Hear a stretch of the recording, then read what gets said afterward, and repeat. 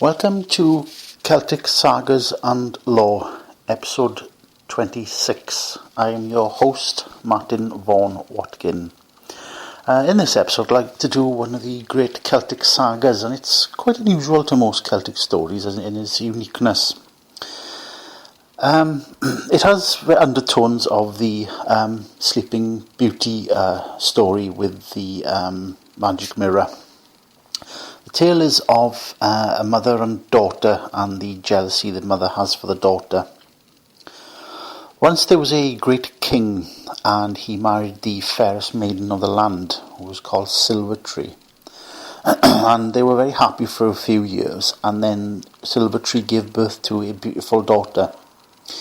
And as she grew, Goldentree was a very beautiful young lady and came into her womanhood with great beauty, and everybody remarked upon it.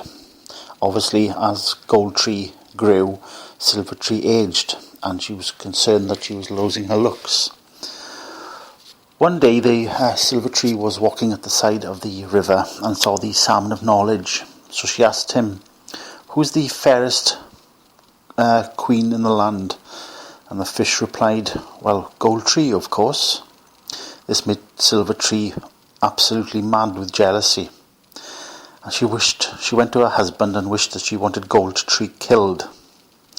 Now the king, although a great king, was very weak and subservient to his wife.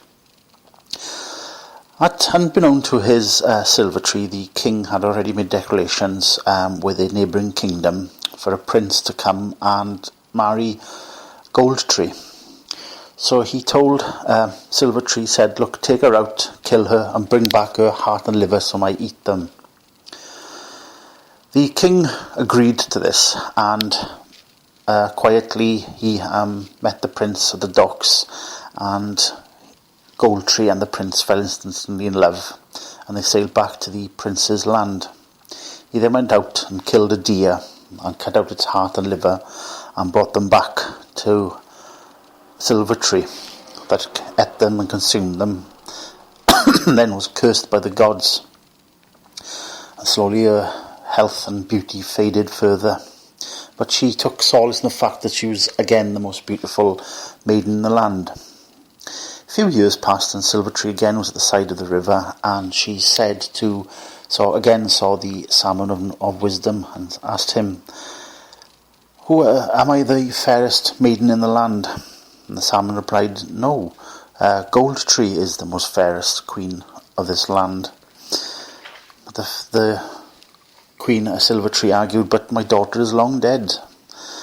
And the salmon told her no, and told her what had happened with the prince. So she went back and berated her husband, and he confirmed the story. So she gathered the soldiers of the land and sailed across to the prince and Goldentree in the neighbouring land. And she arrived at the land, and Goldentree was, as you can imagine, a bit concerned. So she locked herself in a tower in the castle. But Silvertree said, "No, I'm sorry, my daughter, I love you, and it was just my jealousy, and now I've changed. Look, please place your finger through the bottom gap of the door so I may kiss it to show my intent." So Goldentree relenting put her finger through the gap at the bottom of the door, and Silvertree stuck a small pin into her, and it was tipped with poison. Goldentree reeled back and collapsed down dead, where the Silvertree quickly returned to her own land. The prince and Goldentree had been very much in love, and he was beside himself with grief. So he placed Goldentree on the bed and locked the door and bade nobody to enter. Many years passed, and the prince remarried. And the room where Goldentree lay was never spoken of, and the king wore a key around his neck with the only entrance to the door. One night there was a great celebration, and the prince partook of the ale, the falling down water, and passed out. And the second wife, curious, and saw the key and heard about the story of Goldentree, and went up to the room and unlocked the room and saw the body of Goldentree lying on the bed, and it hadn't decayed and it looked as if Goldentree was asleep. So she went up and saw that indeed Goldentree was a most beautiful maiden. So she pulled the pin out of Goldentree finger, and instantly Goldentree awoke. She was blessed by the gods. And she told the story of what had happened since Goldentree had fallen asleep. So the second wife went down to the prince the next morning and asked him, "What is the one thing that would make you laugh again and make you happy?" And the king would say, "Oh, of course nothing, I have all that I want." And of course, the second wife, was a very wise and understanding woman, and said to her husband, "What if Goldentree was alive again?" He said, after much persuasion, he admitted this was the case. So she took him up to the room and saw that Goldentree was alive. And with this, the second wife knew that she would be never more than a friend to them. And she carried on to live in the castle as a matron. Several years passed, and Silvertree now was very bitter and twisted, but believed again she was the finest maiden in the land. And this time she saw the salmon again and asked him, "Salmon, am I the most fairest maiden in the land?" And the fish replied, "No, of course not. Goldentree is, but she is dead." "No, she is not," replied the salmon, and told her the story. Again, with rage, she sailed over with her soldiers again to the land of the prince and Goldentree.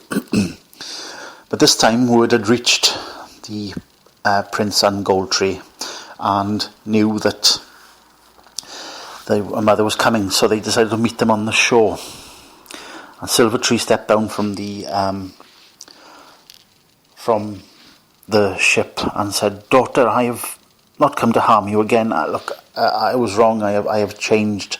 Look, I have a goblet of the finest wine from our land. Please take a sip and take it my blessing." And Goldentree stood back hesitant.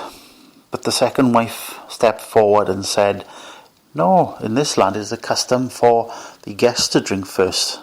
And of course, Silvertree knew that if she was to drink, it was laced with poison, she would die. So she pretended to drink it, but the second wife jumped forward and pushed the bottom of the cup up, and the poison went into Silvertree's mouth, and she collapsed down dead. And with that, Goldentree and the prince and the second wife lived in peace for the rest of their days. Like I said, a somewhat strange story but it is one of the great epic love stories with an extremely understanding second wife in Celtic lore. I hope you enjoyed this story, and if you could subscribe to the site and visit and like the Facebook page, I'd be very grateful, and I hope to see you in episode 27. Thanks for listening.